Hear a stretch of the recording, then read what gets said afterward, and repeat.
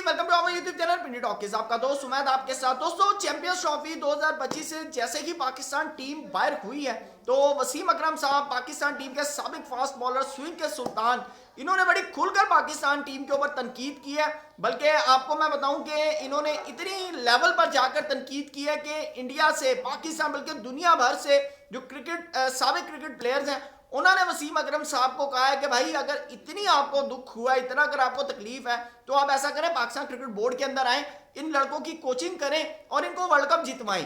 तो वसीम अकरम साहब ने भी इसका रिप्लाई दिया। उन्होंने कहा पायन, मैं पाकिस्तान क्रिकेट बोर्ड में इसलिए नहीं आता, यहाँ की वाम बड़ी बदतमीज है, पेशेंस नहीं है, अगर ये हारते हैं ना तो ये अगले की माँ बहन तक पहुंच जाते हैं। तो उन्होंने कहा मुझे कोई शौक नहीं है, तो इस वजह से जो है मैं पाकिस्तान क्रिकेट टीम में जो है या पाकिस्तान क्रिकेट बोर्ड के अंदर कोई भी जिम्मेदारी जो है मैं नहीं लेना चाहता। इसके ऊपर मैं अपना पॉइंट ऑफ व्यू बाद में दूंगा, लेकिन शाहिद खान अफरीदी जो है उन्होंने वसीम अकरम साहब को एक जवाब दिया, क्योंकि वसीम भाई ने कहा था कि ये जो 6-7 का जो टोला है ना, इसको पाकिस्तान टीम से बाहर निकाल दें।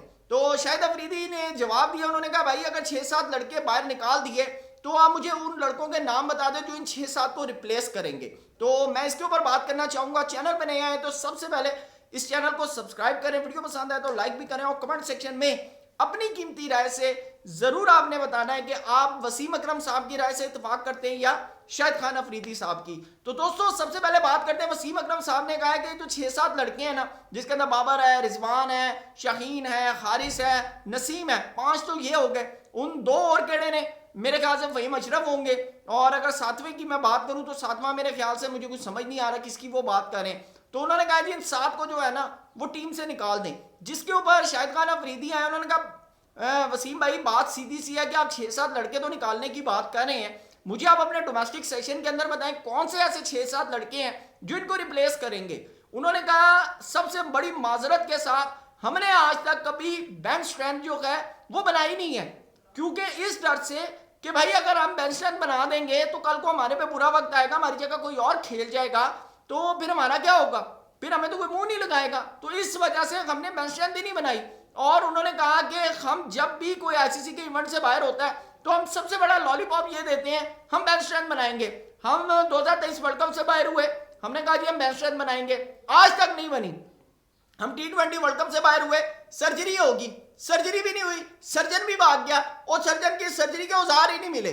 तो उन्होंने कहा कि बात यह कि तो हर आईसीसी के इवेंट के बाद जो है लॉलीपॉप दिया जाता है, डोमेस्टिक के अंदर कोई काम नहीं करता, लड़के कोई लेकर नहीं आता। और उन्होंने कहा कि अगर फॉर एग्जांपल हम वो लड़के ले आते हैं, हम इन 6-7 को बाहर निकालते हैं, हम 6-7 लड़के ले आते हैं, उन 6-7 लड़कों को टाइम लगेगा सेटल होने के लिए, प्रिपेयर होने के लिए, और उन्होंने कहा तब तक वर्ल्ड कप आ जाएगा। और फिर जब वर्ल्ड कप में ऐसे रिजल्ट्स आएंगे तो उन्होंने कहा कि फिर हम कहेंगे जी इन्होंने भी बाहर करो, अगले 6-7 ले आओ। तो उन्होंने कहा ये जो सिनेरियो है ये आज से नहीं, एक बड़े लंबे अरसे से चलता आ रहा है। वैसे यानी कि मैं आपको क्लियर बताऊं, ये बात जो शाहिद खान अफरीदी ने किया ना, ये बिल्कुल सही की है।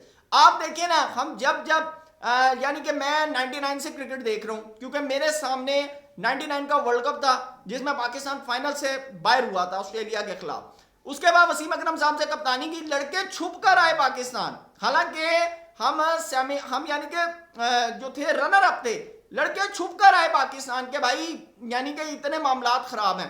तो वसीम अकरम की कप्तानी की, वकार यूनुस साहब को कप्तानी मिली। फिर इस तरह यानी कि जब जब हम आईसीसी के इवेंट से बाहर होते गए हमारी कप्तानियां जाती गई हैं। आप देखिए इंडिया में 2023 वर्ल्ड कप आ रहा, रोहित शर्मा रनर अप थे, लेकिन कोई कप्तानी का मसला नहीं हुआ, कोई कुछ नहीं हुआ। लेकिन हमारे यहाँ पर जब भी हम आईसीसी के इवेंट से बाहर होते हैं, फाइनल से बाहर हो, सेमीफाइनल से बाहर हो, सबसे पहले हमारी कप्तानी जाती है, सिलेक्शन कमेटी बदल दी जाती है, और बात का तो ऐसे होता है कि भाई चेयरमैन ही बदला जाता है।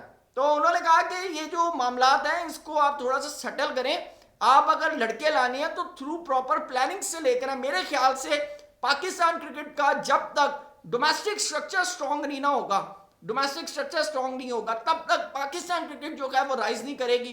क्योंकि हमने आज तक जितने भी लड़कों के ऊपर हमने पाकिस्तान क्रिकेट का नाम बनाया ना, वो दोस्तों नेचुरल टैलेंट है। Wasim Akram natural talent, Waqar Younis natural talent, Shoaib Akhtar natural talent, Saqlain Mushtaq natural talent, Imran Khan natural talent, Javed Miandad natural talent, Zaheer Abbas natural talent, और मैं किस किस का, Salman Butt natural talent, Mohammad Amir natural talent, Mohammad Asif natural talent, हमने कोई प्लेयर आज तक अपने डोमेस्टिक सर्कल से दोस्तों प्रोड्यूस नहीं किया।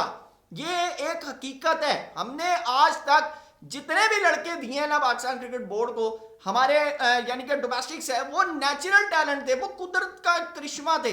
तो ये जो बात करना है ना कि हमने अगर प्लेयर बनाने हैं ना तो हमें अपने डोमेस्टिक को स्ट्रॉन्ग करना पड़ेगा। हमारा डोमेस्टिक का लड़का 8-8 9-9 सेंचुरियां करके आता है फर्स्ट क्लास में, लेकिन जब आके इंटरनेशनल क्रिकेट खेलता तो फ्लॉप हो जाता है। रीजन ये है कि हमारा डोमेस्टिक स्ट्रक्चर उस लेवल का, उस पीक का नहीं है कि हम जाकर इंटरनेशनल क्रिकेट को मीट कर सकें। तो शाहिद खान अफरीदी ने जो बात की है, मैं इसके साथ 100% जो है वो एग्री करता हूं। आपकी क्या राय है आपने जरूर बताना है। बाकी जहां तक वसीम भाई ने कहा है कि जी अवाम बदतमीज है, वसीम भाई अवाम बदतमीज नहीं है, अवाम के इमोशंस हैं। पाकिस्तान के अंदर एक ही तो गेम है, जो गली से यानी कि घर से बच्चा बाहर निकलता है ना तो सबसे पहले पता है कहता है पैसे डालो जी, गेंद लेके आए, पैसे डालो, टेप लेके आए, पैसे डालो, बल्ला लेकर आए। तो सबसे पहले जो पाकिस्तान में जो बच्चा गली में निकल के जो क्रिकेट यानी कि गेम खेलता है वो क्रिकेट है।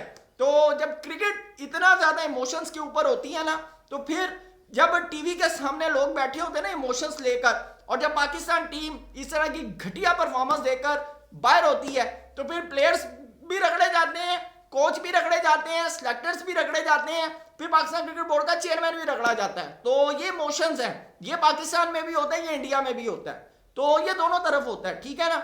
ये पाकिस्तान की अवाम का बदतमीज होना या ना बदतमीज होना इसका वो नहीं है।